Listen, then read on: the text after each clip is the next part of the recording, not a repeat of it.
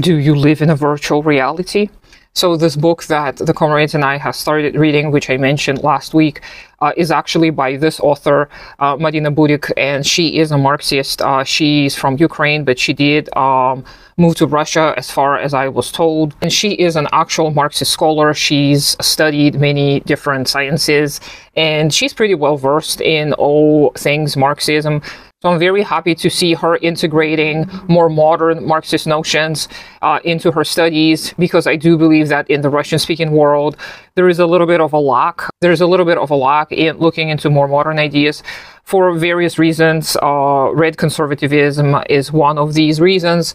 Another reason is the hate for the evil West, and yet another reason is the fear of Western revisionism or revisionism as a whole. And I understand all of these reasons, just because it is hard when you just begin to study theory. It is very, very hard to wrap your mind around so many seemingly conflicting ideas and concepts, and you really do need to delve a little bit deeper and keep going deeper and deeper in order to truly put it all together and realize that a contradiction is at the basis of most of the theory, and it's necessary. Like, it is a part of the natural order that everything is a contradiction in and of itself. Anyway, I am grateful to have a perspective like the one from Budik coming into the leftist spaces, Russian-speaking leftist spaces.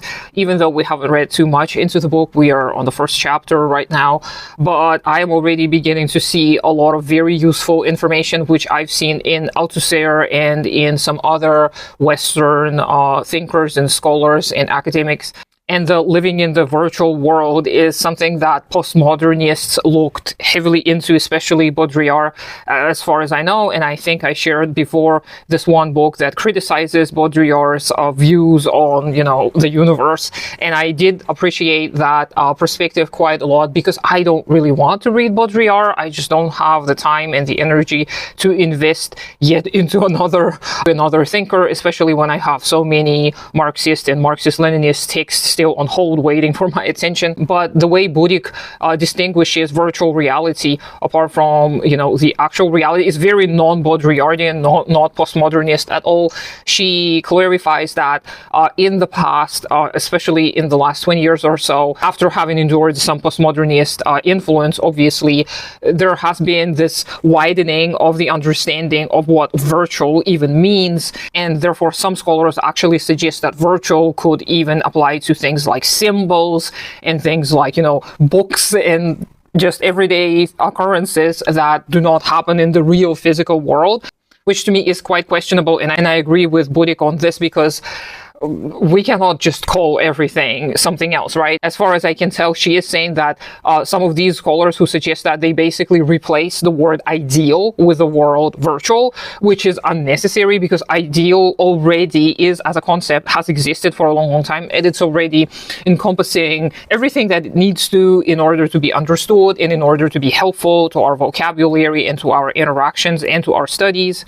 The word virtual, however, does have a more specific, more narrow definition, and it applies vastly to the modern world because of the way we started relating to each other, to products and to media and to ideology and to the overall economy and the world through the usage of the internet and, all kinds of technology that has been in place. So all kinds of art forms that are new, like digital art and computer games, and even to a certain point, artificial intelligence. All of these things are so new that they do require a term of their own. And I think virtual reality is a good term to describe a lot of the life that we live online and a lot of the phenomena that happen online, because they differ from what we do in our offline lives.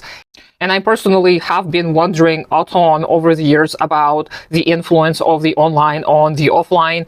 And with shows like The Black Mirror, which the first couple of seasons were quite brilliant at depicting some of these social ills, even though they always failed at suggesting solutions, because obviously that would not be very welcome by the status quo and the dominating ideology. But to the question of how much the online world and the virtual reality affects our actual physical existence is something that I've actually been pondering even since childhood, before I've even been exposed to the internet, just because I was a very imaginative child. child, and because of my conditions, my circumstances, I had to resort to living in a fantasy world.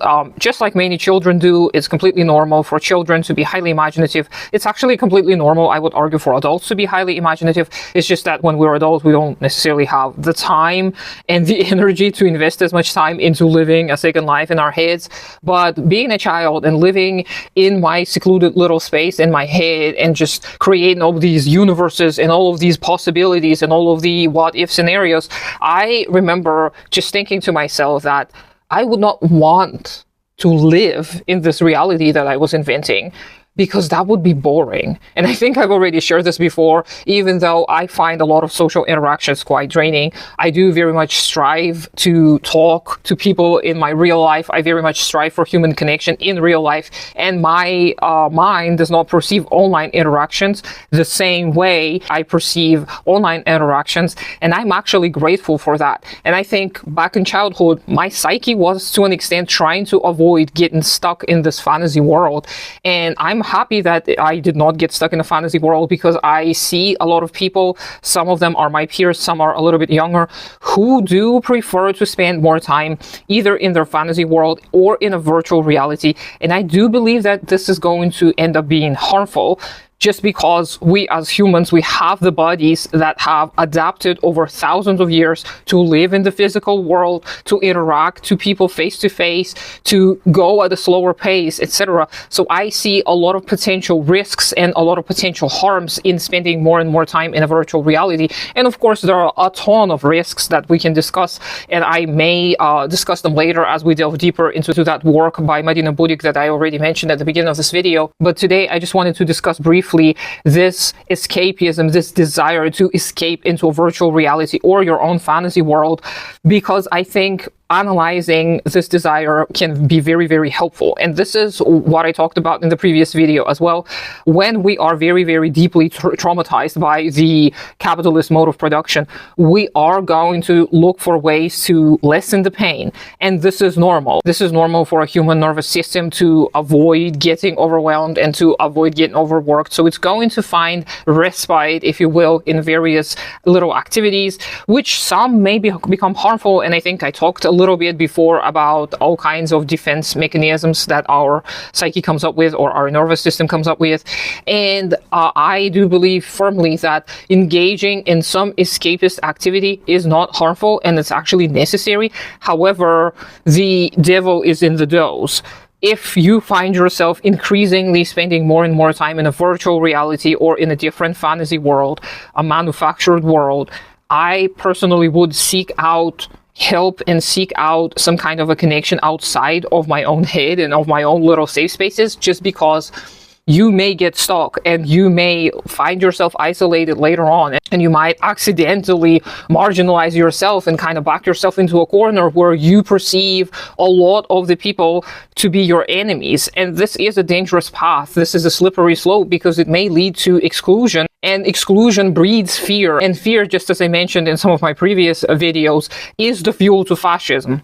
And of course, I'm not saying that because you're playing those pesky video games, you're gonna end up fascist. That's not at all what I'm saying. I'm just saying that be considerate of how you interact with various types of media, with various types of products, because it is so easy nowadays to just slip into the easy thing. And I talked about addiction here before as well. And it is a form of an addiction, I believe, spending a lot of time in virtual reality. And what I mean by virtual reality is all kinds of interactive video games, computer games, online shopping, social media like TikTok or YouTube, where you may watch one video after another and just endlessly scroll and scroll. Instagram as well. Some people still use Facebook or other types of social media where you just scroll and look at things. Reddit as well. All of these may become very addictive, and you may get stuck, and you may even not want to engage with them as much, but they may become a crutch without which you may have difficulty just doing your daily tasks and activities. And I personally do suffer from a lot of this as well. Online shopping and TikTok have really become huge parts of my life over the past few years, and I am actively trying to combat these habits, not because they're bad for me, but because I see what kind of a need they're trying to fulfill. They're trying to fulfill my need for human connection, but they're never going to, right? Because I'm not actually engaging with any real people when I do this. And they're trying to fill that void that trauma caused in me. And in this void should be my humanity. And I cannot buy my humanity off any online shops. I cannot manufacture and make my humanity out of little bits and pieces of decorate myself. So analyzing my addictions helps me understand what are the things that may be lacking in my life. And they may help me maybe slowly start changing those habits without all of this moralistic judgment about how it is bad and it's going to make me a worse person in the end. I find it fine to use these from time to time, maybe a little bit every day. There's nothing harmful in a little bit of escapism, especially in the landscape that we're living in right now.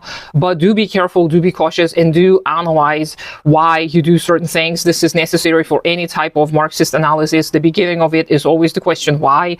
At least this is what I've gathered from all of my studies. So let me know if you're interested in hearing more about this book that I mentioned.